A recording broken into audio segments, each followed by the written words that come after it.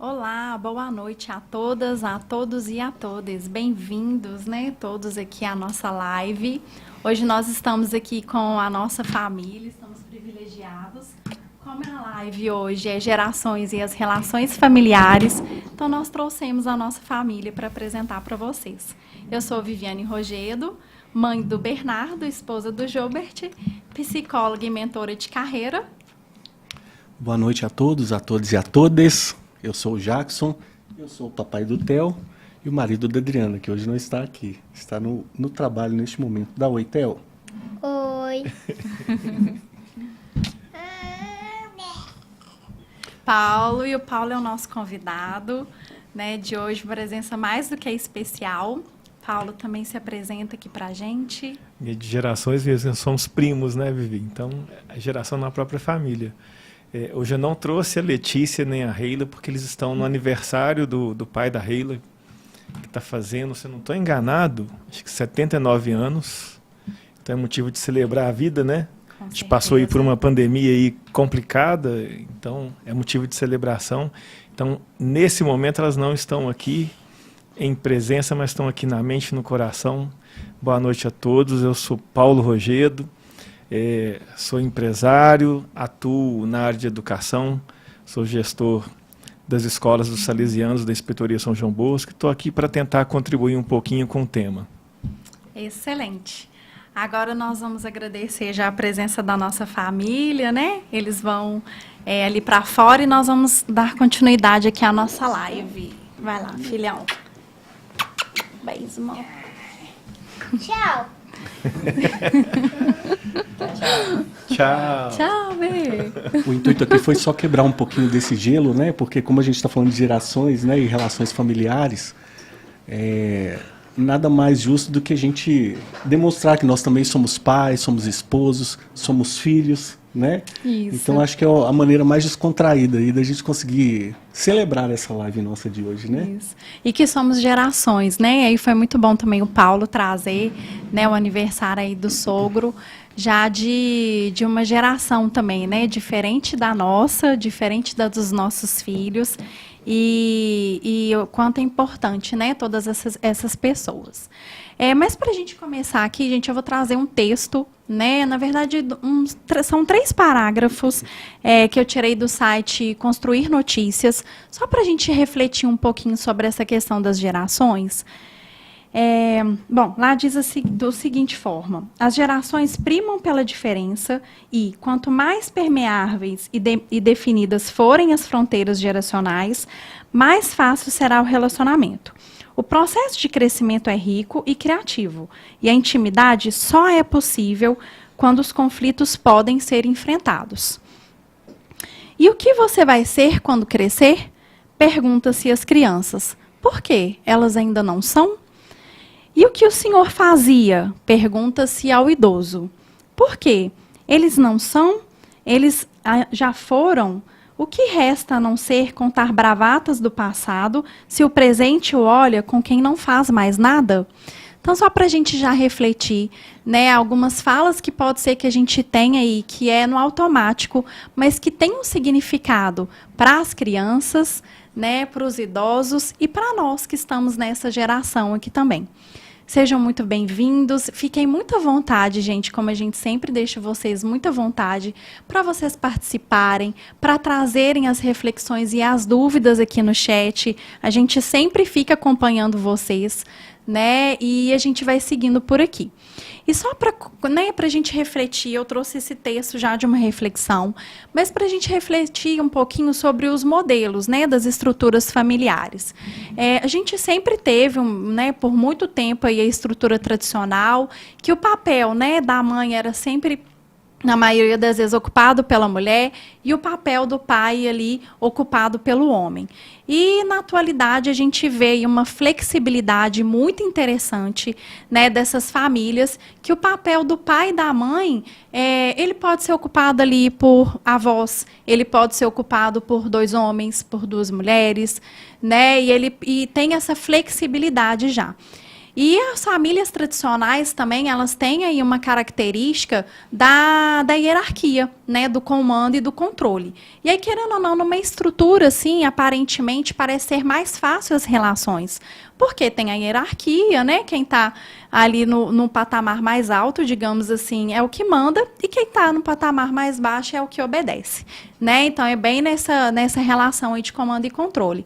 E aí, quando a gente vai aí para esse modelo de estrutura, que é o que a gente tem vivido mais na modernidade e que é o que a gente encontra na maioria dos lares, que não são todos ainda, a gente já encontra aí um modelo menos hierarquizado, mais com foco na flexibilidade, né? E aí às vezes fica mais colaborativo e às vezes fica mesmo, né, gente, assim, mais às vezes parece ser mais desafiador, porque aí nesses lares, né, a gente vê a necessidade maior de diálogo, né, de consenso, de ceder das próprias, né, de ceder os conceitos e os significados da própria história, para a gente flexibilizar e chegar aí no consenso.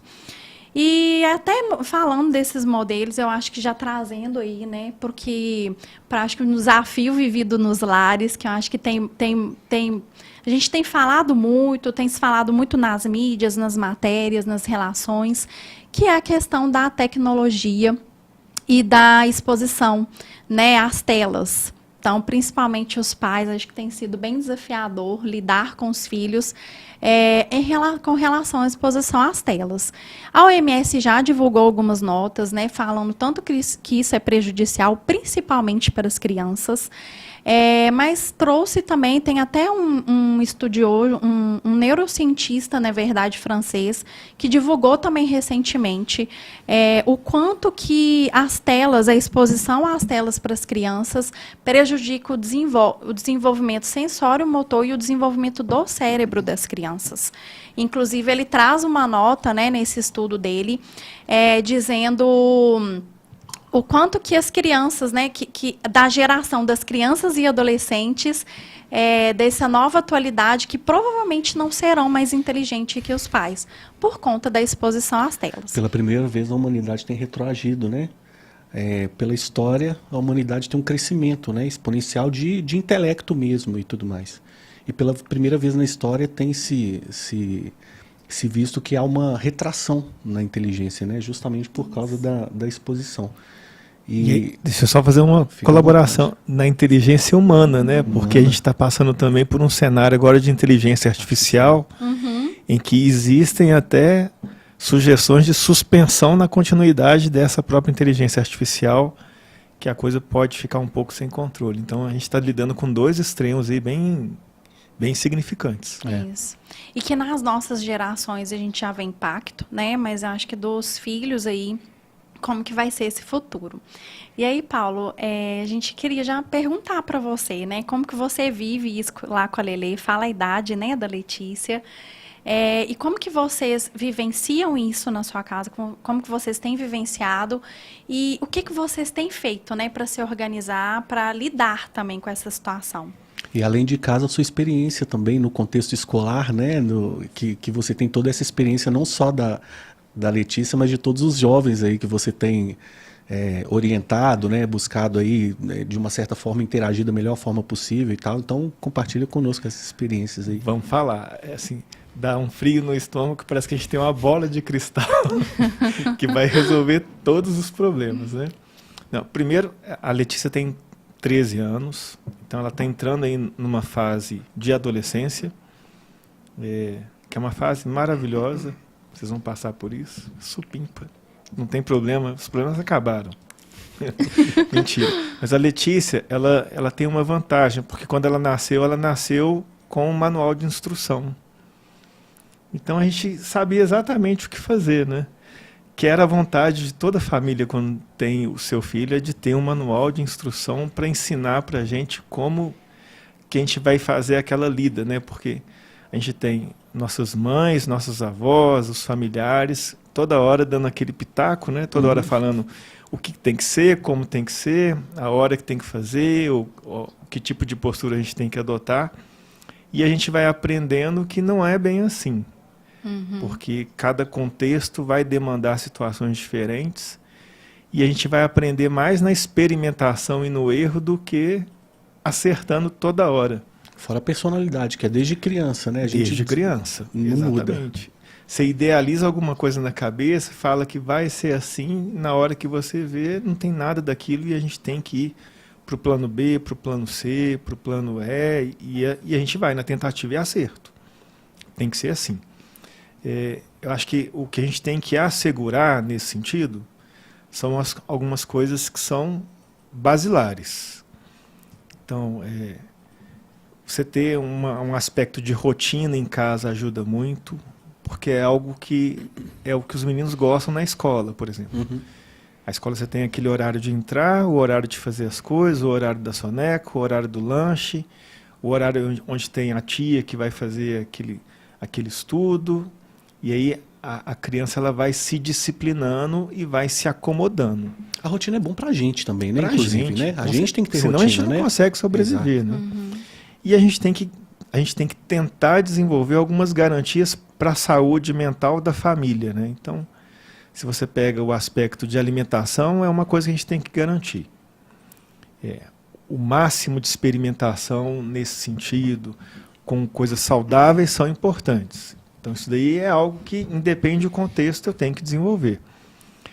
A forma que eu vou apresentar essa alimentação, a alimentação é um outro contexto que vai fazer com que a criança ela tenha gosto por algumas coisas e, de repente, ela tenha repúdio por outras. Sono é outra coisa que a gente também não pode abrir mão, porque o sono é um elemento que vai garantir crescimento, é um elemento que vai garantir uma estabilidade para aprendizado, então é muito significativo para a gente, né?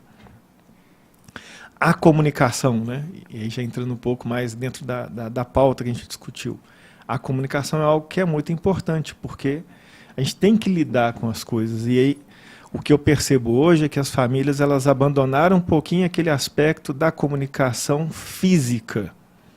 Porque a comunicação ela não está só na fala. Né? Quantos de nós, assim, da nossa idade mesmo, né? A gente está com hoje 18 anos, a gente olhava para nossa mãe e pelo olhar você já sabia o que ela queria dizer e você tinha que fazer. Hoje em dia eu acho que existe muita flexibilidade. Vou dar um exemplo aqui para vocês de algo que eu achei muito legal.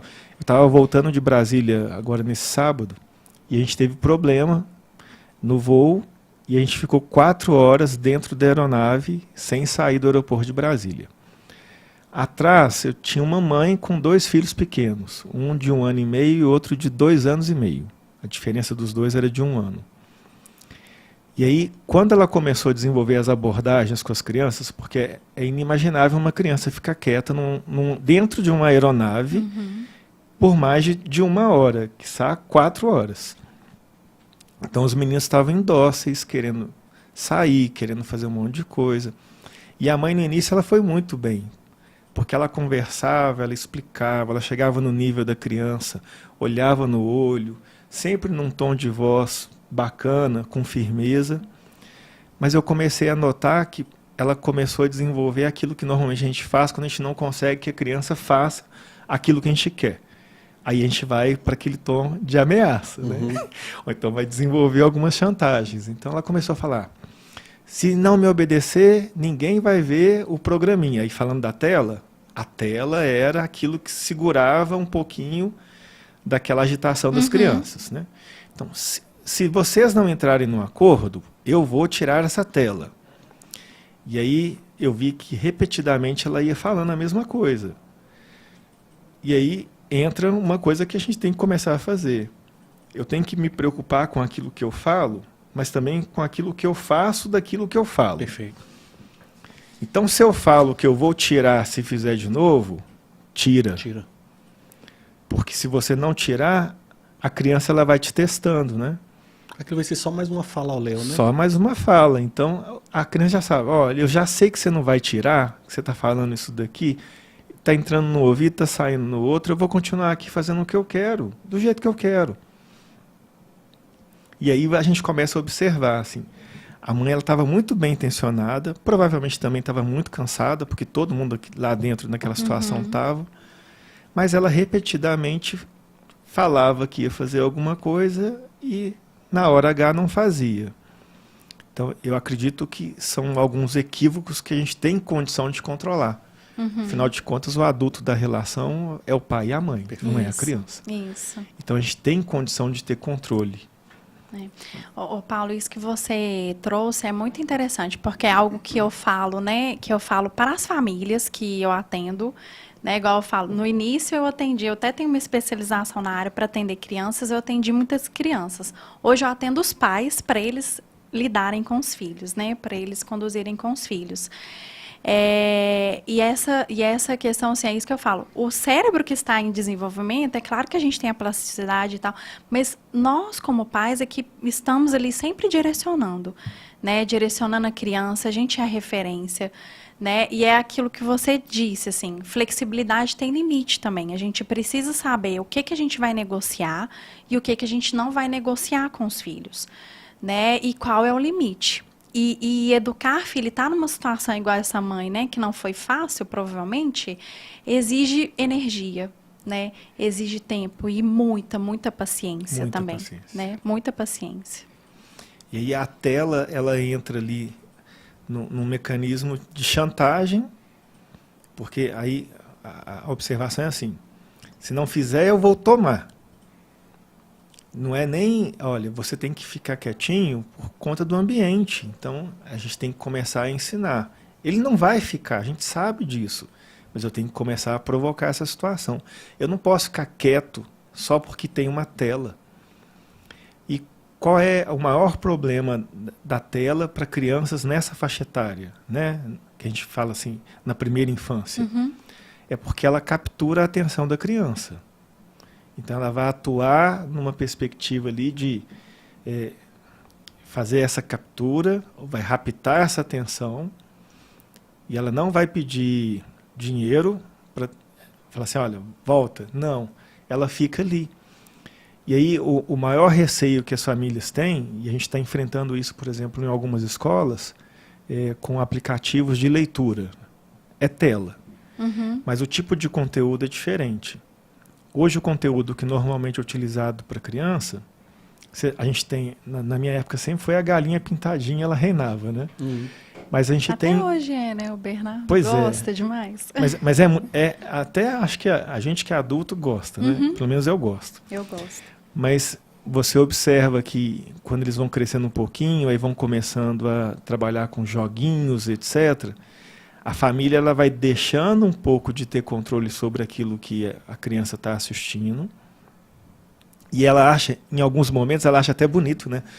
Ela fala assim, olha, meu filho, mostra aqui para todo mundo como é que você acessa tal coisa. Então, a criança ela já tem uma habilidade gigantesca de trabalhar ali e ir no aplicativo que ela quer para fazer o que ela acha que é mais atrativo, que gera prazer, né? Então, aí você tem uma série de compostos químicos que no cérebro vão atuando, vai raptando a atenção daquela criança e ela vai ficando ali. E aí ela pode ficar refém de qualquer tipo de conteúdo. Acho que o grande problema, além do excesso, é também que tipo de conteúdo. E um outro detalhe, né? Você falou sobre uma reportagem, né, no início. Depois eu quero até ler mais profundamente, mas eu que estou na escola, de um neurocientista, na verdade. O que a gente está observando é que as crianças não sabem brincar quando tem que usar o corpo. Então elas estão perdendo um pouco dessa mobilidade, um pouco dessa perspectiva fisiológica mesmo de trabalho. Estão machucando. Teve uma vez, eu estava, no início do ano, janeiro, eu estava em Campos dos Goytacazes, no Rio de Janeiro.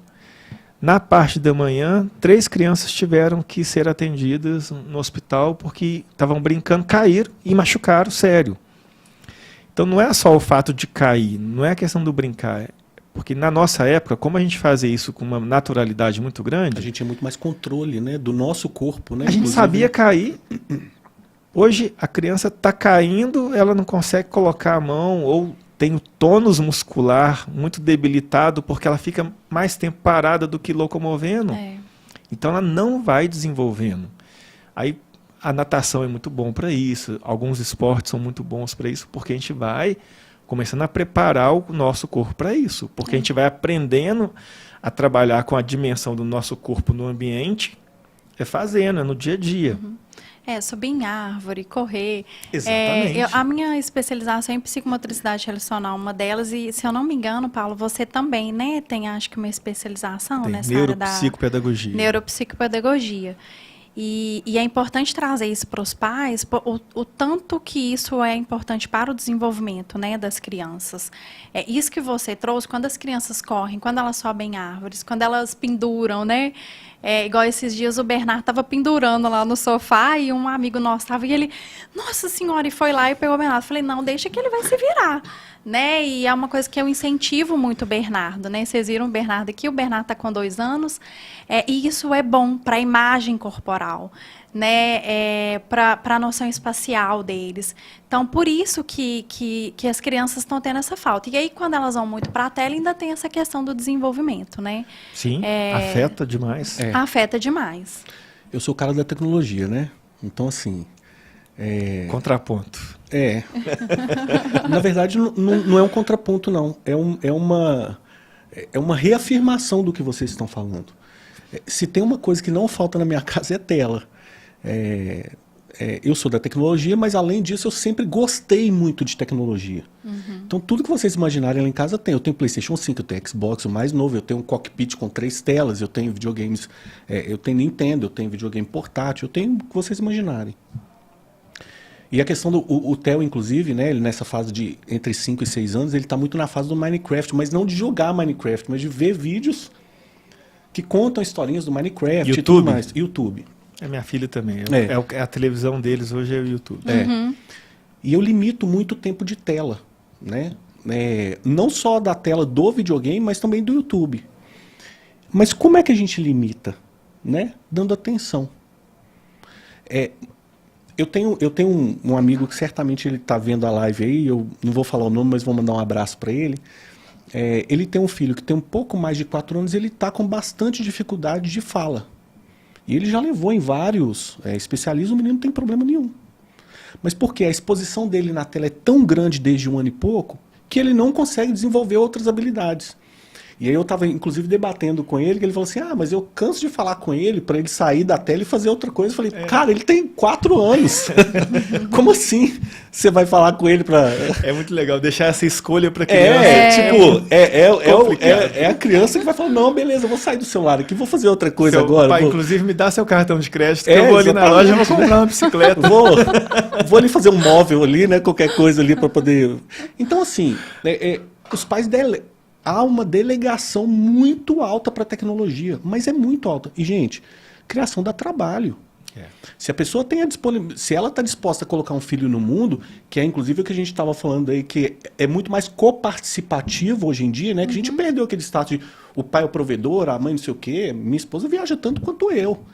Então, assim, 50-50, quando não sobra mais para um lado, sobra para o outro, e um segurar a onda da casa enquanto o outro está fora, ela ficou fora uma semana, eu fiquei Cara, a vida segue. Mas uma coisa a gente não abre mão, nunca, de dedicar tempo para o filho. E eu vou citar um exemplo prático aqui que eu trouxe. Ó. Esse aqui é um exercício que eu faço com ele aqui, ó, dá para ver aqui na tela, né? É um meu e um dele aqui. Ó. Qual que é de qual, não vou falar de qual que é de qual, não. Mas eu já sei, adivinha, só de bater o né? olho eu consigo adivinhar. Mas o que acontece? A gente tem... o hábito de todo dia fazer alguma coisa diferente. E é engraçado porque, por exemplo, mesmo que eu dou para ele em torno de 40 minutos de tela por dia, né? Mas desses 40 minutos, se eu tiver mais tempo, ele perde um pouco desse tempo de tela. E eu falo assim, Theo, vamos brincar de alguma coisa? Ele desliga a televisão na hora, ele não pensa 2 vezes. É porque ele quer a sua presença Ele também, não né? pensa E as 2 crianças, elas estão demandando isso. Isso. Exatamente. E aí, assim, por exemplo, o que é que um momento de desenho desse, ele gera? Quando você coloca a criança para sentar, o que é que nós vamos desenhar? Você deixa a opção para ela escolher. Papai, hoje nós vamos desenhar um cachorrinho. A gente vai lá, pega um desenho de cachorrinho e começa a desenhar. Vamos desenhar passo a passo juntos e tudo. Cara, fazer um cachorrinho desse aqui é 1h30 com uma criança de 5 anos, né? Apague, faz, não sei o que e tal. E papai, vamos escolher as cores juntos e tal. Só que o tempo dessa hora, ou dessa hora e pouco, você conversa sobre todas as coisas que você quer conversar. Porque o momento do desenho é um momento que você está lá rabiscando, mas você está conversando, minha professora fez isso, na escolinha aconteceu isso, e meu menino faz, né, tanto natação desde de pequeno, e agora ele entrou para o taekwondo também, que eu faço, ele queria fazer taekwondo também e tudo mais. E aí a gente vai compartilhando essas coisas, né? Coisas que eu também não abro mão. Hora de almoçar é hora de almoçar, hora de jantar é hora de jantar, hora de tomar café é hora de tomar café, todo mundo junto. A gente tem esse hábito. E, gente, esse hábito dá trabalho. Mas você está deixando um legado para ele, porque provavelmente quando ele crescer, o pensamento dele vai ser assim: o meu pai faz isso comigo. Isso. Você está deixando um legado para ele. E isso tem valor demais, cara. Porque a gente passa a ser eterno por conta disso. Ô Paulo, e que legal, porque é uma coisa que eu falo com os pais, sabe? Assim, qual é a imagem e qual é a história que você quer deixar também para o seu filho? Né? Porque a questão das telas é para a gente cuidar ali com as crianças, mas é o tanto que a gente também, né? Às vezes o filho está lá na tela e eu tô também, né? Eu tô ali no celular, né? Eu tô ali assistindo alguma coisa e tô deixando de interagir com Eu costumo com falar meu que às vezes a filho. gente não sabe usar, Né? a criança vai saber? E a gente não sabe. Não né? sabe. É. A gente E o que que é está viciado importante? e a gente fala que não está. Exatamente. É. Eu acho que de tudo que a gente está trazendo, assim, em relação às telas, acho que a mensagem, né, e a dica, assim, para os pais, né, para as famílias, é que tecnologia existe e ela é boa, né? Exatamente. Ela, inclusive, no presente e futuro, ela é essencial. Mas é a forma como nós vamos usar e como nós vamos apresentar isso para os nossos filhos. Né? O Bernardo, hoje, com 2 anos, assim... O que eu faço com ele, assim? Primeiro que eu demorei muito a apresentar, né, a tela e a televisão para ele. E hoje, igual, às vezes eu tô brincando lá com ele e vou pro chão mesmo, né? E imito bichinho, e imito cobra, e pulo no chão com ele. E aí ali, às vezes, eu tô fazendo alguma coisa e eu canto musiquinha, eu sempre cantei muito para ele. E aí, às vezes, ele pede para ver aquela musiquinha. Ah, é da Dona Aranha? Então ele pede ali, liga, assiste aquele desenho ali, eu canto com ele e pronto. E ele mesmo já desfoca. Então, isso também que você trouxe, Jackson, é disso também. O que a gente está oferecendo de mais interessante do que a tela também para os nossos filhos? Mas a gente tem Vai que oferecer. ter um momento, Nós né? precisamos ter essa Nós predisposição vamos de fazer, oferecer. não delegar para a criança Nós imaginar o vamos que ela vai oferecer. fazer, né? E como que a gente está oferecendo algo interessante? Né? O Bernardo mesmo, ele mesmo sai, né? Porque é interessante brincar. É interessante interagir com os pais. E é o que o Paulo trouxe, assim, cada vez mais. Já tem estudos também mostrando o quanto essas novas gerações pedem mesmo a presença dos pais, de interagir com os pais, né? Principalmente quando é um filho único. Somos nós mesmos que estamos e nós vamos direcionar. Então, a forma também como os filhos vão utilizar das telas, da tecnologia, nós vamos direcionar. Né, lá em casa e na casa de vocês, assim, e é importante ter, sabe, nos lares, isso. O que eu negocio e o que eu não negocio. Por exemplo, lá em casa, a alimentação a gente não negocia com o Bernardo, né? Apesar de que ele é pequenininho, mas assim, o Bernardo, desde que ele estava na minha barriga, eu converso muito com ele, eu explico tudo que está acontecendo. No início da manhã, eu falo toda a rotina, né? Eu falo, filho, olha, a gente vai brincar, depois você vai para a escola, então eu explico tudo que vai acontecer no dia, e à medida que vai acontecendo, eu vou falando, filho, olha, lembra, agora é a hora do banho, olha, agora é a hora do almoço, agora é a hora de ir para a escolinha, principalmente nessa idade, trazer esses significados e marcar a rotina para a criança é super relevante, né, para eles se orientarem. E tem as coisas que eu não negocio. E às vezes na alimentação é difícil, porque às vezes tem dentinho, às vezes ele está meio doentinho. Claro que eu vou flexibilizando, eu vou entendendo qual é o limite dele, mas é uma parte que eu não negocio. Então, eu falo, olha, filho, essa parte, se ele tiver muito difícil, eu falo, olha, essa parte o papai e a mamãe a gente não negocia. Então, você tem 2 opções, ou você come de boa, né, ou você vai comer incomodado. Eu sugiro que você escolha a opção de você comer de boa. Vamos, a mamãe vai brincando aqui com você, a gente vai conversando.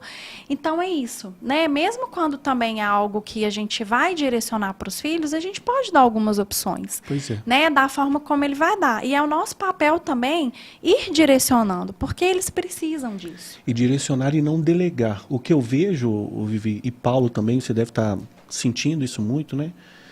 Eu vejo os pais delegando muitas coisas. Exemplo, a educação para a escola, por exemplo. Eu vejo isso muito. A educação ela começa em casa, né?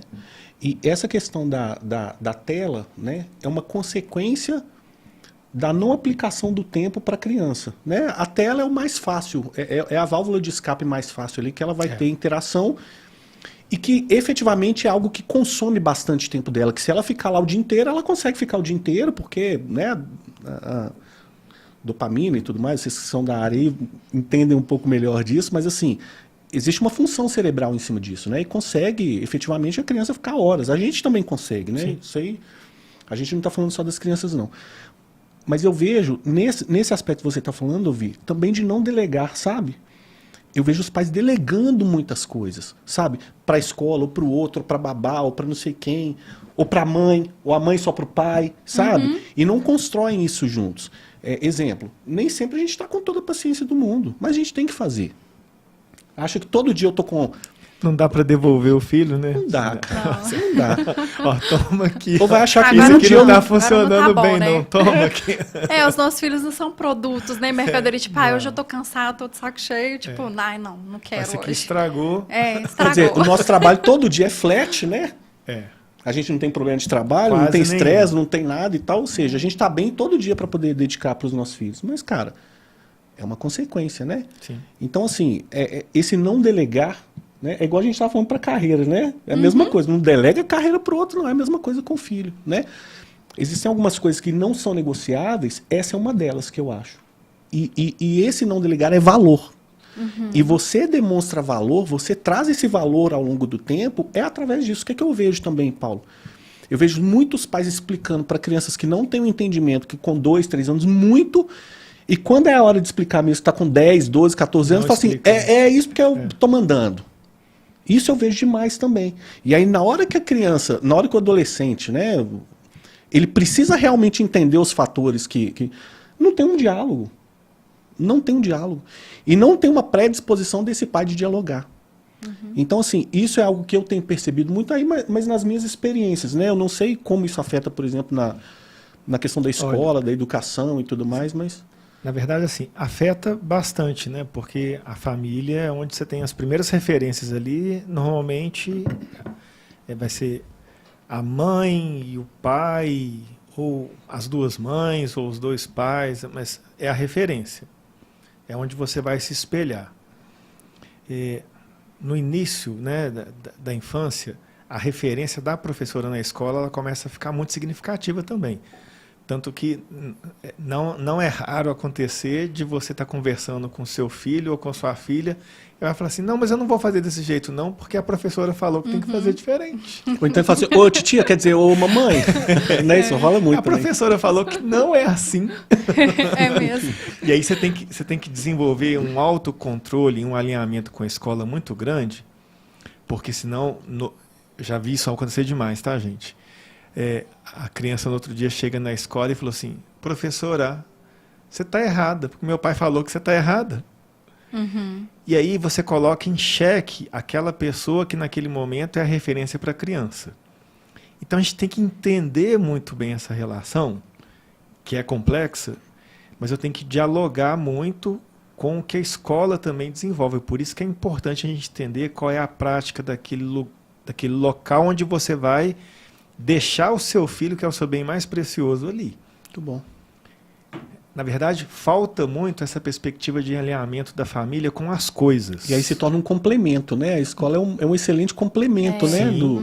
Mas aí você tem que entender, porque não dá para você colocar a criança numa determinada escola que tem as suas práticas, e é legítimo que ela tenha as suas práticas, se conflita com as suas. Ela está desalinhada, né? E aí, o que a família hoje ela está querendo, e eu vejo isso demais, é querer que a escola mude as práticas dela para atender aquilo que eu acredito. Ora, se sou eu que acredito, eu tenho que buscar uma instituição que tem algo similar com aquilo que eu penso. Eu não posso querer trocar. Porque a escola também tem as suas crenças e ela atende um determinado público que está buscando aquela escola por isso. Por isso. E que se ela tem 1.000 alunos, por exemplo, ela vai pegar a média desses 1.000 alunos, Sim. né? Ela não vai pegar a particularidade Só de que cada um. hoje Né? a gente tem uma preguiça tão grande que a gente fica medindo a escola com aprovação, a gente mede a escola pelo nome que ela tem, a gente mede a escola se o valor da mensalidade é alto ou baixo, mas a gente não mede a escola numa régua que é nossa, daquilo que eu entendo que, eu não vou nem falar da ética, mas que é Valores. moral, não, de moral mesmo. Entendi. Se está compatível com aquilo que eu penso, que eu prego, que eu preciso de incentivar para o meu filho. Isso. E muda muito esse contexto, ou ele fica mais agravado, porque está acontecendo demais a gente receber, enquanto escola, alunos com transtornos. E aí é um outro aprendizado. Então, por exemplo, a Letícia ela tem TDAH. Até a gente desenvolver uma investigação que pudesse dar para a gente essa sinalização, para que a gente pudesse aprender a lidar com isso, foi um parto. Leva no especialista daqui, leva no especialista colar. E aí eu fico imaginando que a gente tem muita sorte de poder levar para um especialista, porque tem gente que não tem. Uhum. Tem família que não tem esse privilégio, porque é um privilégio. E aí, a partir do momento que você tem o diagnóstico, você começa a desenvolver mais estratégias que vão provocar uma melhora no relacionamento familiar, né? Porque às vezes é complexo. Então, quer ver? Eu vou dar alguns exemplos práticos assim. Normalmente, quem tem menina, principalmente a mãe, quer fazer da menina, às vezes, uma bonequinha, né? Então, quer passar isso, quer passar aquilo, quer fazer o cabelo assim, assim, assado. Só que se a menina ela tem que entrar na aula 7 horas da manhã, para fazer isso tudo que a mãe quer nessa criança, ela tinha que acordar 4 horas da manhã com a criança para poder fazer isso tudo. Mas se você tá acordando 6h30 para poder levar a aula para 7 horas da manhã, se você tenta fazer isso com uma criança que acabou de acordar, vai dar o quê? Briga. Só gera estresse. Estresse. Sua manhã acaba, o seu dia fica ruim, a relação familiar vai para o espaço. Aí nem uns 10 minutos para tomar o café, né? Não Sentar e tem, conversar, você não vai ter, não né? Vira uma tem. manhã de estresse, né? Vira um inferno, não dá, não é interessante. E uma outra coisa que eu queria só pontuar para acabar de valorizar o que você falou, Vivi, sobre a questão de negociar ou não negociar, tudo que envolve a saúde do filho, eu acho que também a gente não tem que negociar. Perfeito. Então, por exemplo, eu não tenho que deixar experimentar a criança tomar um choque, porque a tomada está lá sem o negócio que impede o interruptor. Vai lá, coloca a mão que você vai tomar um choque para você ver. Não, ele tomar um choque pode morrer. Então, não. Ali não vai chegar perto. Se tem alguma coisa que provoca risco de vida, não faz. Se tem alguma coisa que vai dar um viés contrário na sua responsabilidade da saúde com o filho, também não faz. Então, eu vou deixar ele ficar sem escovar dente porque aí ele vai ter cárie. Mas quem que vai tratar da cárie do seu filho? É um especialista que você vai ter que levar, que você vai ter que pagar. E no final das contas, a responsabilidade é da família de ter que falar assim, escova o dente. Não escovou não, vou escovar aqui para você, etc. Até quando? Até quando ele conseguir fazer isso de uma maneira satisfatória. Porque não é conseguir fazer sozinho, não. É conseguir te fazer de uma maneira satisfatória. Porque eu vou escovar dente sozinho. Aí você vai lá escovar dente, Letícia. Ela ia lá, voltava em 15 segundos. Já aconteceu demais. Você não escovou o dente. Escovei, pode olhar aqui. Aí. Olha o meu bafo. Não é isso. Então, essas coisas que têm essa relação com a saúde, né? Tomar banho, por exemplo, que pode também gerar uma série de situações aí que é de doença mesmo, a gente tem que ficar preocupado e tem que desenvolver. Aí é inegociável. Assim, para mim é inegociável. Não dá para a gente poder transferir isso, né? E a família precisa de entender o contexto dela, só que normalmente ela não entende. O que cabe ao especialista da área de educação, ao especialista da área de saúde, é orientar e esperar que em algum momento a família tenha a percepção de que ela tenha que fazer, porque a gente está vivendo uma sociedade tão doente, e está mesmo, né? A gente veio dessa questão da pandemia, que acabou, não acabou, e agora vem uma outra pandemia que é de dengue, que isso afeta a gente. Mas olha só, a gente estava recluso A gente não tinha com quem socializar direito. E a gente tem um medo danado de que alguém olhe para a gente e a gente entenda que a gente não entende nada. E aí a transferência disso ela é automática. Então, na hora que se você vai cogitar falar alguma coisa que eu não gosto muito, aí eu vou ter que achar alguma coisa que eu não gosto em você e eu tenho que colocar ela em evidência para eu não olhar para dentro, não olhar para mim e não começar a construir aquilo que eu tenho que fazer. Às vezes eu até sei, mas eu não quero. Então, é uma sociedade doente que precisa mesmo de ajuda, a gente está vendo isso. São crianças que também precisam de mais amparo, de um olhar especial nesse sentido, e a gente tem que começar a adaptar. Agora, assim, de verdade... buscar ajuda também, né? Também, porque a gente não dá conta. Se tem uma coisa que a gente tem que admitir é que a gente não dá conta de fazer tudo sozinho. Mas essas relações, elas estão potencializadas, porque elas sempre ocorreram de alguma maneira ou outra. Vou dar um outro exemplo aqui. Acho que foi em 2004, eu participei de um evento em Belo Horizonte, onde eles estavam apresentando um dossiê que chamava Dossiê Universo Jovem, que era da MTV. Eles pararam de fazer, mas fizeram isso quase uma década direta. Todo ano, se a gente pegar esse relatório e pegar as frases que as crianças, adolescentes falam, são as mesmas de hoje. Se a gente pegar alguns relatos de 2000 anos atrás, são os mesmos de hoje. Assim, meu pai nunca me entendeu, eles não gostam da nossa geração. Isso aí está na tônica. É atemporal, né? Então a gente tem que aprender a lidar com isso e entender, se tem uma coisa que é muito bacana que você falou no início, é entender que o nosso lugar é esse lugar. O nosso lugar não é naquilo que passou, naquilo que vai vir. O nosso lugar é agora. Então a gente tem que fazer agora. E o nosso lugar é junto com eles. Eu não posso falar, na minha época isso daqui é melhor do que hoje. Eu tenho que entender que hoje também é a minha época, isso aqui também pode ser bom e eu tenho que apresentar a ele de uma maneira diferente aquilo que eu considero que é bacana do passado, para a gente construir esse futuro um pouco mais interessante para a gente e ter um ser humano melhor no futuro. Isso, é leve. E aí, abrindo, né, puxando aqui com você, Paulo, e até falando, né, gente, nós não falamos, a Ana Paula também estava na divulgação, né, da live, e é uma pessoa que contribui demais, né, mas né, ela vai participar de alguma live conosco, mas infelizmente ela não pôde vir hoje, ela está aqui, tô vendo que ela está assistindo a live, porque ela é mais o filho, né, o Heitor, eles estão com Covid, então, infelizmente, eles não puderam vir, então por isso que a Ana não está aqui.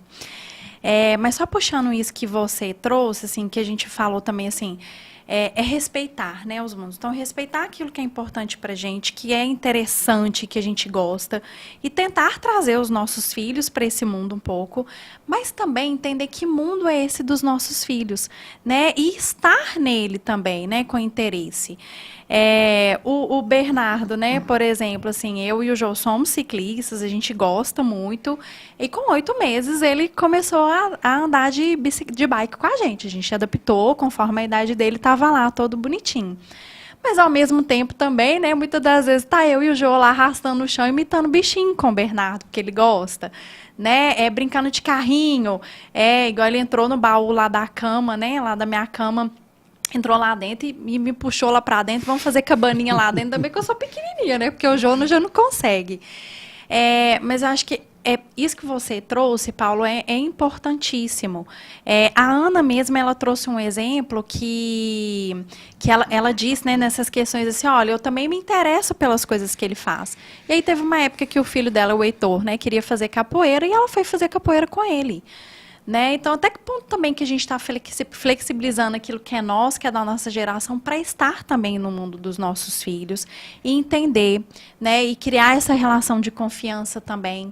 É igual a gente fala, não seria uma relação de amizade, é uma relação de filho com pai e mãe e de pai e mãe com filho, né? Mas pode ser uma relação de confiança e não essa relação de hierarquização, de comando e controle, né? Porque essa nova geração, eles querem ser ouvidos, eles querem falar, eles querem colocar a opinião deles. Então, é oferecer também esse ambiente para que eles tragam isso, né?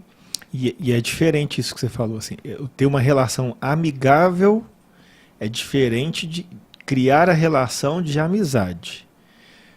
Porque o que você vai falar com seu amigo não é o que você vai falar com seu pai. Porque se você falar com seu pai o que você fala com seu amigo, dependendo daquilo que você vai falar, ele tem que ser recriminado. Então, ele vai falar, então, dá aqui um exemplo. Se minha filha chegar e falar assim, ô pai, eu estou querendo experimentar uma droga ilícita.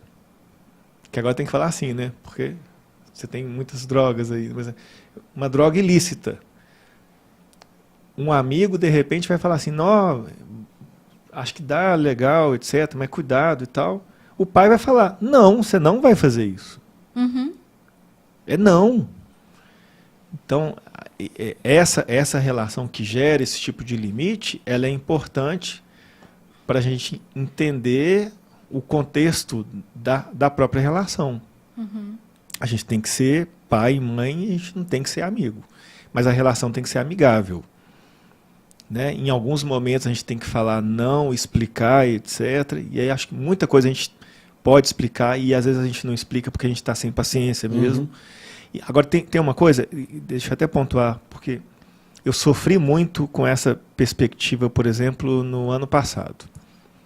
Porque eu não sou o senhor da paciência, nunca fui, mas a gente tem que começar a entender também que a gente não tem que ser o super-herói nem a super-mulher. Então, não tem que ser perfeito, porque eu não sou perfeito. Isso. Então, eu tenho que me permitir em algum momento também, e olha só, a palavra que eu estou falando, em algum momento, o que eu não posso é fazer com que a minha relação seja sempre na base do grito. Mas em algum momento eu gritar, gente, isso é natural do ser humano. Bom aquela família que não passa por isso. É bacana, legal. Mas se em algum dia você perdeu a estribeira, saiu, etc., gente, a gente tem que entender que a gente é humano. Se a gente errou, a gente tem que entender também que aquela criança, ela merece um pedido de desculpa. Não é porque eu sou o mais velho ou porque eu sei tudo. Eu que mando. Eu que mando, que... você sabe que você errou, você sabe que você percebeu. Não vou falar isso porque ele vai me achar que eu sou fraco. Não.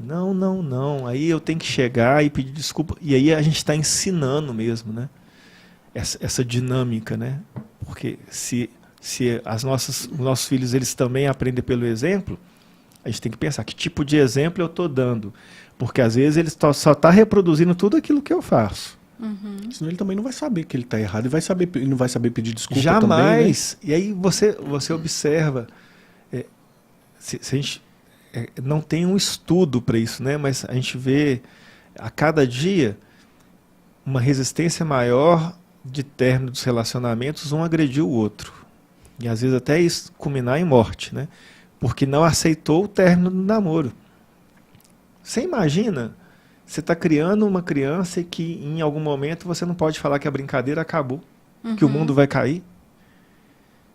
E que se você cede, ele vai entender que o mundo é assim, em algum momento ele vai namorar alguém, e se a pessoa falar assim, olha, estou terminando, ele vai falar assim, então estou dando cabo de você, porque eu não quero terminar. Porque eu não aprendi que as coisas terminam, eu não aprendi a lidar com a frustração, eu não aprendi a lidar com o não. E tem a outra vertente que são os que não se permitem mais viver a partir daí também, né? Sim. Que o mundo acabou, aumentou né? demais, né? O mundo acabou para mim. E o que a gente vê de adolescentes, né?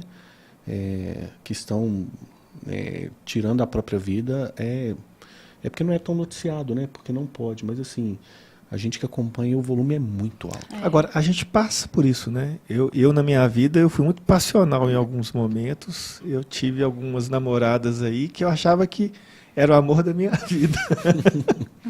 E aí o mundo acabava. Aí você precisa do suporte da família. Minha mãe ajudou muito nisso. Precisa desse suporte. Na verdade, tem as fases também, assim, Tem. né? Se for o olhar aí, né, por exemplo, da psicologia, né, do desenvolvimento, assim, tem as fases, né? A fase que é mais intensa para esse lado emocional, do amor. Mas se tem uma base familiar, né, e se tem esse direcionamento, não que vai ser mais fácil passar, mas pode ser que a forma como validar e a finalização daquilo pode ser um pouco mais tranquilo do que chegar, por exemplo, num suicídio que tem um índice muito alto. E só amarrando com o que você trouxe, Paulo, é algo que eu trabalho muito com os pais, é disso também, deles se perdoarem em primeiro lugar. Porque é isso também, né? Nós estamos falando aqui, trazendo alguns exemplos, mas mais para trazer dicas. Mas nós passamos os nossos apertos. Eu mesmo com o B no início, assim, gente, quando ele estava muito novinho, nossa, eu passei muito aperto, né? Porque eu queria o manual de instrução, eu queria todas as técnicas da psicologia, até a hora que eu me conectei mesmo com meu filho e falei, olha, eu tô aqui, vulnerável, né? E eu vou te conhecer, né? E eu acho que faz parte também disso, né? Desse início. E é isso, para a gente se acolher, se perdoar e dizer sempre, porque quando a gente faz isso também, Paulo, a gente ensina os nossos filhos a lidar com o sentimento deles também. Que eles podem também sentir raiva, né, que eles podem se sentir tristes em alguns momentos e que eles podem dizer disso e que tem um ambiente ali para acolher e que vamos conversar sobre isso, né? A Ana também, né, que estaria, que ela trouxe vários exemplos com o Heitor, assim, deles conversarem isso dos sentimentos, e isso começa também de cedo. Hoje eu com o B, eu vejo às vezes ele tá brincando e se ele machuca, eu vejo que ele chora e às vezes tem raiva ali, porque acho que, poxa, estragou minha brincadeira, né? E aí eu venho conversando com ele, filho, eu tô entendendo, se você quiser chorar, pode chorar, né? Eu tô entendendo que você tá com raiva, porque estragou sua brincadeira. Então, nós como pais também, se a gente conseguir direcionar isso e canalizar esses sentimentos também, né? Ajudar os nossos filhos, né? Não canalizar porque eles vão fazer isso, mas ajudar os nossos filhos a canalizar esses sentimentos é importante, a traduzir, a dar significado. E aí também pegando um pouco do que você trouxe das gerações, né, assim, do que é interessante ou não, do que, na minha geração isso era melhor, mas tem estudos também que trazem, assim, o significado dos sentimentos, né, então, o que é amor, e isso tem a ver com a história também de cada um, mas tem uma matéria que eu li até para essa live que fala, né, no mesmo lar que eles fizeram entrevistas, e no mesmo lar, o significado de amor para os pais era, né, os filhos estarem com eles. Para os filhos, era os pais ouvirem eles. Né? E para os avós, já era a questão mais financeira, mais para o lado financeiro. Então, os significados, os conceitos também mudam. E a gente só consegue entender o que é isso quando a gente se conecta com as pessoas, independente da geração. Né? Não tem como não se conectar se não for através do diálogo, né? Eu não consigo ver outro caminho. Igual a Vivi tá falando aí das mazelas, né? E você também e tal. Acho que todo pai, toda mãe, ela vai passar por alguns momentos, né? Eu tinha alguns momentos, por exemplo, igual você estava falando do Theo, por exemplo, se frustrar muito com alguma coisa, assim, tudo mais, e gritar e não conseguir falar e tal. E a gente nunca... Dentro da limitação do que a gente fala, né, de que isso aqui pode, isso aqui não pode, isso é negociável, isso aqui não é, mas o diálogo ele tem que ser aberto, e a criança tem que ter voz, assim como o adolescente tem que ter voz e tudo mais, porque o que você estava falando sobre a questão geracional aí, que é atemporal, né, do não me escuta, ou não me entende porque não dialoga, né, e eu vejo que eu tenho cada vez incentivado, por exemplo, o Theo a falar um pouco mais e a falar de sentimento mesmo. Me fala o que você está sentindo. É raiva? Não. É dor? Não. O que é? Né? Você está com raiva de alguém? Você está não sei o quê e tal? E ele vai falando, ele vai se soltando e tudo mais. E agora ele consegue. Aprendendo a se expressar. Ele vai aprendendo a se expressar e tudo mais. Mas como que ele vai conseguir fazer isso? Através da confiança. Porque ele tem alguém que está ali com ele que vai transmitir essa confiança para que ele pode falar. Né? E eu sou muito nessa questão eu separo muito bem também essa questão de pai a pai. amigo é amigo, né? Eu acho que na minha percepção você pode transformar essa relação de pai para uma amizade quando você está muito mais velho. Aí eu acho que a linha de pensamento ela meio que se equaliza e tudo mais, é muito com a linha de pensamento do que eu de algumas coisas com meu pai, meus pais, por exemplo, e tudo mais, mas é uma transformação, né? Eu não consigo ver esse momento acontecendo num momento de construção, né? Então o pai, ele é a figura que ele tem que ser pai, mas ele não tem, mas ele tem que ouvir, ele tem que dialogar. Não é à toa que ele é responsável, né? Exato. Eu acho que você foi perfeito na fala, porque quando a gente chegar numa situação em que o nosso filho ele já tem a responsabilidade por ele, pela vida dele, etc., você constrói uma outra relação. Porque aí a gente tem que respeitar as escolhas do outro, porque é do outro. São as vontades dele, né? Então a gente tem que respeitar. Aí provavelmente a gente vai se deparar com outra situação. Assim, eu não faria isso, mas ele quer fazer. Isso aí vai servir de aprendizado para ele, etc. E de repente ele está certo. Ou não é questão de certo ou errado, é uma maneira diferente de... Mas você se sente tranquilo para poder desamarrar a asa dele, dar um chute nele e falar, vai, vou agora. Né? Porque você construiu isso, né?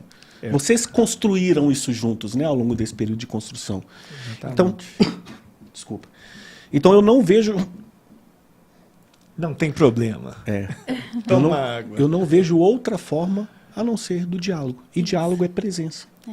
E é interesse, né? E eu acho que a gente está falando também da comunicação, que é algo que, não sei se você percebe, né, Paulo, na sua profissão, o Jackson também, mas os pais falam da comunicação, mas como que eu vou conversar com meu filho?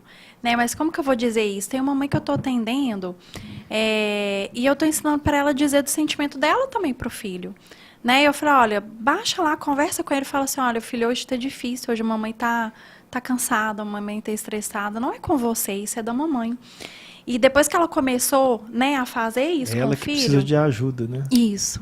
Né? E o filho percebe. E aí, o que acontece? E aí, eles estavam no embate, ele super agitado. E aí, quando ela começou também a dizer disso, filho, primeiro, né, de passar a rotina com ele, que ele é pequeno também, passar a rotina, no final do dia, fazer uma reflexão sobre tudo que aconteceu, o que pode melhorar, o que não pode, e dizer do sentimento dela. Né? Ela está vivendo uma fase mais difícil e tem hora que ela baixa e fala, filho, olha, hoje realmente está difícil, filha, a mamãe está brava, a mamãe está nervosa, mas não é com você. Sou eu, né? Eu que tenho que resolver minhas questões. Então, eu vou pedir para você também compreender, ter um pouco mais de paciência com a mamãe. E ele está ficando mais tranquilo, a relação dos dois está bem melhor. Show. Porque é isso, né? Da gente troca, dizer, né, gente? também é uma troca. Né? É uma troca. E é comunicação. E comunicação é respeitar, né, o que a gente tem de sentimento, quais são os nossos valores, quais são os nossos conceitos, mas conectar com os nossos filhos, com os nossos pais, né? Se for uma geração aí diferente, mas que a gente possa se conectar e entender que mundo é esse aí. Peraí, né? Agora eu vou me despir, eu vou desapegar um pouco e vou tentar entender, peraí, que mundo é esse? Né? E é isso. Exige tempo, exige paciência, exige energia. Mas é bom pra caramba. E é muito bom, mas é muito bom. A gente não se vê sem, né? Não, é um amor que a gente não consegue mensurar. Eu tentei achar uma palavra, né, para o que eu senti a partir do momento que eu fui pai. E a única palavra que eu consegui achar foi visceral. Para mim foi a palavra mais forte que eu consegui achar depois da relação que eu tive a partir do momento que eu tive, né, o filho. Foi eu vou pensar na minha palavra, eu ainda não tenho nada. Eu também não. Porque a gente passa a não enxergar, é inimaginável. Agora eu tenho uma palavra que pode caracterizar muitas famílias no período de hoje, que elas estão desbussoladas. Tá todo mundo precisando de um norte. De um norte. Isso que ajuda, né, Paulo? Aquilo que a gente estava conversando, igual você... a gente sempre fala isso, né? Cara, tem tantos profissionais aí para ajudar, não existe receita de bolo, não existe esse manual pronto. E mesmo que existisse o manual pronto, cada um tem sua personalidade, né? Então, assim, e as pessoas têm muita dificuldade em pedir ajuda, né? Em procurar ajuda. Olha só, você está falando uma coisa que é legal também. A gente tem que entender o seguinte, eu não estou com dinheiro para poder pagar um psicólogo, etc. Então, eu lembro o início de carreira da Vivi, que ela atendia na igreja e era de graça. Uhum. Isso acontece ainda em várias instituições religiosas.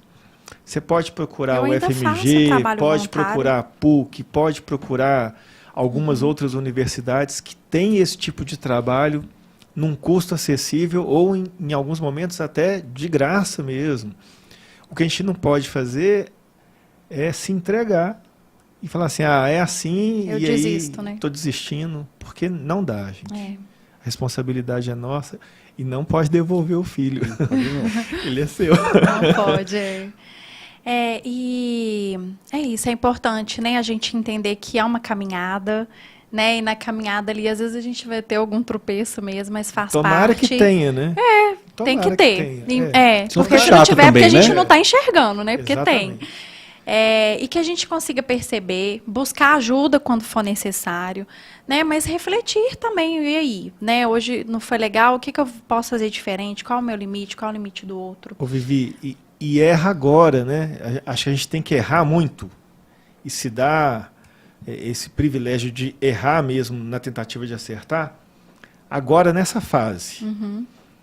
Porque depois que ficou adulto, amigo, minha amiga, aí a coisa é mais complicada de você tentar consertar alguma coisa. E aí, Se é que existe a possibilidade. se é que né? existe. E aí, se a Tem um ordem mundo natural aí, né? das coisas, graças a Deus, a gente envelhecer.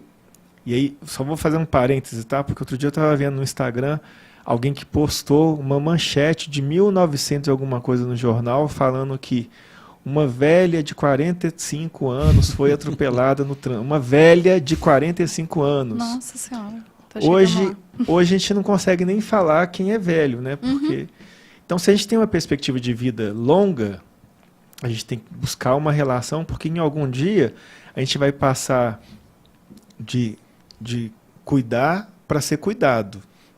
E essa é a ordem natural. E aí eu quero que a minha filha, em algum momento, se eu precisar, que ela cuide de mim. E eu acho que esse é o sonho de todo pai e toda mãe. E é uma construção de É uma uma vida. construção. Né? E aí, só para a gente já caminhar aí, né, para o final, mas o que eu trouxe aí, né, do site Construindo Notícias, é essa reflexão, né? Não vamos colocar as pessoas numa caixinha. As crianças, elas não serão, elas já são, né? E vamos cuidar delas porque elas já existem. E não são produtos, né, que a gente pode entregar, às vezes até pode consertar, né? A gente busca um profissional Conserta. da mesma forma que a gente está buscando o nosso, né? Às vezes Geralmente nosso vai consertar o conserto. pai, né? Não a criança, né? Porque De é igual a Super preferência, Nani. Não, pai, você vai fazer isso pra criança Não, é por isso que eu consertar, né? parei, eu não atendo mais as crianças, eu atendo os pais, né? E tá dando um resultado melhor até. Para os idosos, né, assim, não é porque... E eu acho que a gente vai também, né, nesse mundo capitalista, né, de que eu sou enquanto eu sou alguém. Se eu sou uma psicóloga, se eu sou um profissional da área da tecnologia, e aí depois eu aposentei e eu não sou mais ninguém, né? Então, para a criança, ela existe como ser humano, né? Para os idosos, eles têm uma história e continuam sendo, né? E nós que estamos também nessa caminhada, que todos nós existimos, né? Que a gente possa se respeitar e nos valorizar também como seres humanos.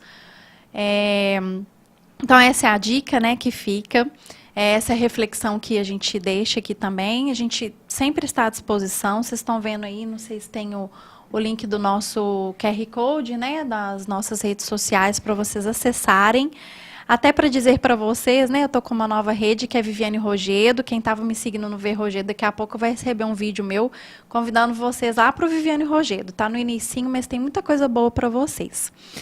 E antes da gente fechar, né, eu quero que a gente deixe aí a dica valiosa,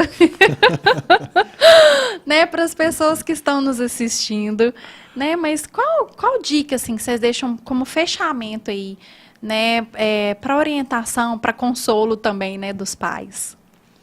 Olha, o Jackson ele já falou muita coisa ali, né? Então, assim, diálogo é fundamental, mas eu acredito assim, a rotina a gente tem que implementar, ter cuidado com aquilo que gera ou tem impacto na segurança e na saúde é algo que eu tenho que começar a ter um olhar mais atento. E aí, a gente tem que estar próximo mesmo para a gente poder monitorar aquilo que está acontecendo. Então, se tem a tela, e vai ter a tela, eu tenho que monitorar. Se tem um livro, se tem o para casa, tudo eu tenho que aprender a monitorar.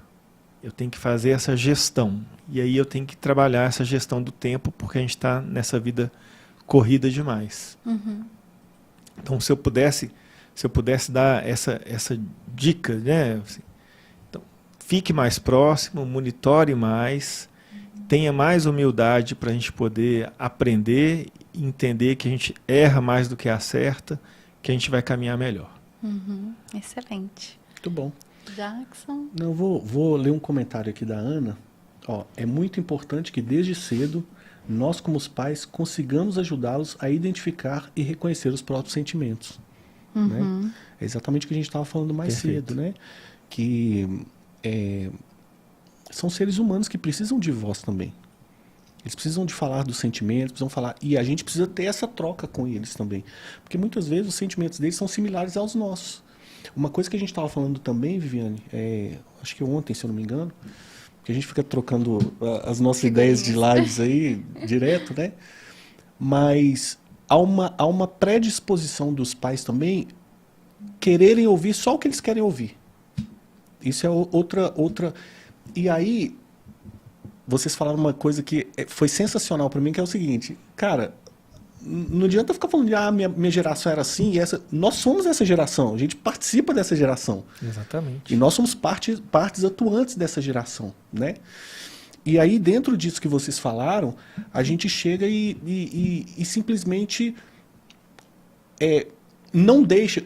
A partir do momento que a pessoa fala, a criança fala, o adolescente fala e tudo mais, se não é ouvível pra gente, digamos assim, né? Se não faz bem para os nossos ouvidos, a gente já vem tempestivamente, já começa a cortar. Concorda, né? Se a gente não concorda, a gente já começa a dialogar, debater, discutir mesmo e tudo mais, e o assunto se encerra, né?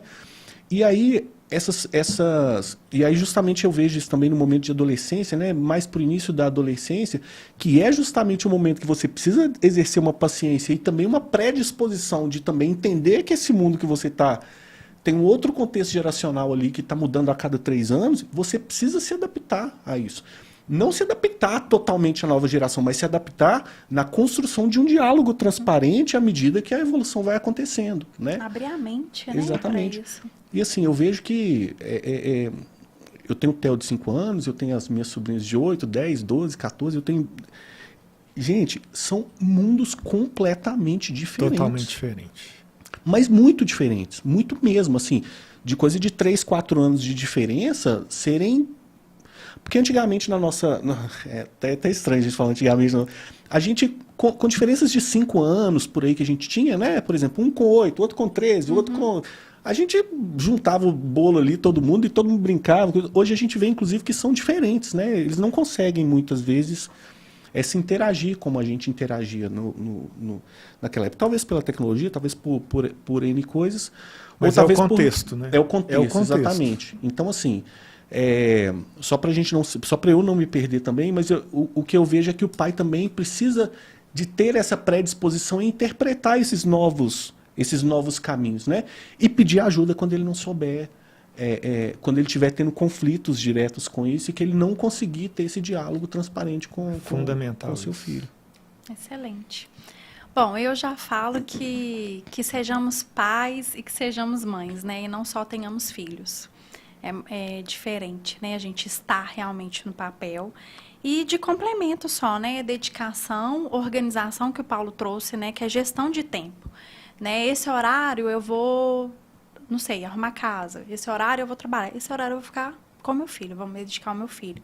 E interesse, né? Interesse pelo que é deles, pelo mundo deles. Porque a rotina do nosso filho parte pela nossa rotina. Também. Né? Isso. Se a gente não organizar a nossa rotina, como é que eu vou organizar Como a rotina ele do vai se outro? organizar? Né? É dentro da... Desculpa se eu tomar mais um pouquinho do tempo, mas assim, é da perspectiva do exemplo. Então, não adianta eu falar assim, olha, você tem que dormir 8, se eu vou dormir meia-noite. Uhum. Porque ele está vendo que você está dormindo meia-noite. Então, ele fala, que diabo eu vou ter que dormir 8, mas meu pai dorme meia-noite? Porque ele fala que eu tenho que dormir 8 horas porque é bom para a saúde. Então, é o quê? Ele está se matando? É isso?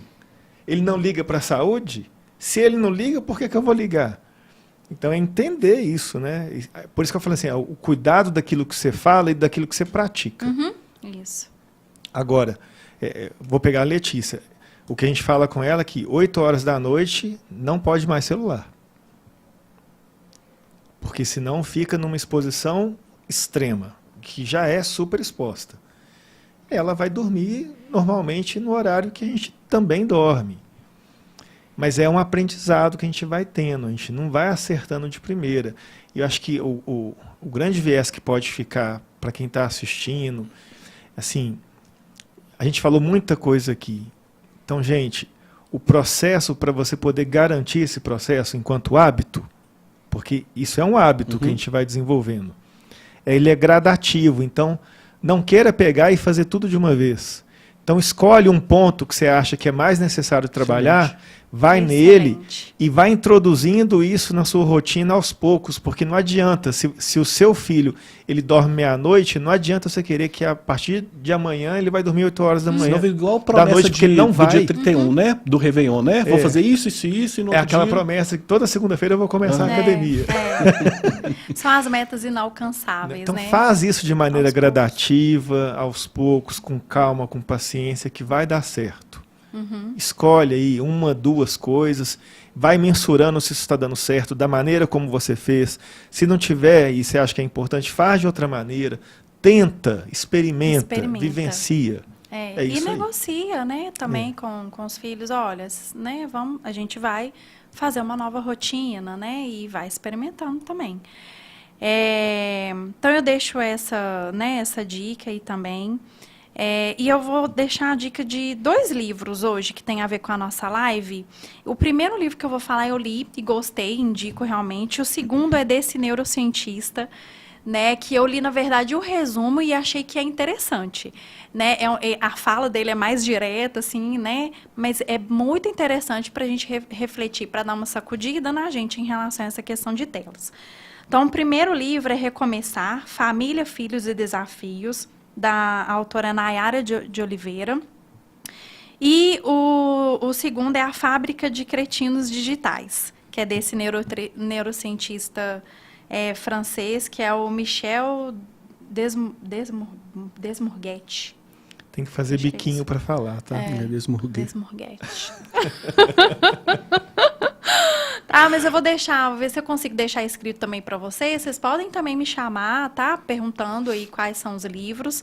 Mas eu deixo já a sugestão, que eu acredito que vai ajudar. Isso que o Paulo, que você trouxe, Paulo, assim, acho que faz um fechamento riquíssimo. Porque não adianta a gente querer fazer tudo de uma vez. Né? Eu também falo isso muito com os meus pacientes. Assim, olha, uma coisa de cada vez. Né? A gente vem aqui, aí deu um passo. Tá afirmado aqui, então a gente vai para outro passo e as coisas vão caminhando, né? E vai dar tudo certo. Vai sim. É uma maratona, né? É uma maratona. Interminável. Pessoal, eu queria agradecer a todos aí pela participação, né? Hoje a gente resolveu fazer uma live um pouco diferente. O nosso foco aqui é bem sobre carreira e tudo mais. A gente falou, inclusive, das famílias, né? Das gerações, mas que tem muita conexão na carreira também e tudo mais. Isso foi um tema que foi pedido por muita gente para a gente poder justamente fazer esse diálogo, essa troca e tudo mais, porque também afeta no nosso dia a dia, na nossa rotina, na nossa carreira, em como que a gente constrói, porque é uma construção, essa maratona é uma construção, né? Na carreira dos nossos filhos. Na carreira dos nossos filhos, exatamente. Então, assim, porque esse diálogo é o que a gente pratica no trabalho, é o que a gente pratica em qualquer lugar também. Então, eu acho que foi um tema riquíssimo aí. Obrigado, Paulo. Muito obrigado mesmo. Eu que agradeço o convite. Sensacionais. Aprendi muito hoje. Que bom. Muito bom. Agradecendo mesmo, né, a sua presença. Agradecendo a Ana também, que não pôde estar, mas está contribuindo aqui e sempre contribui com os exemplos.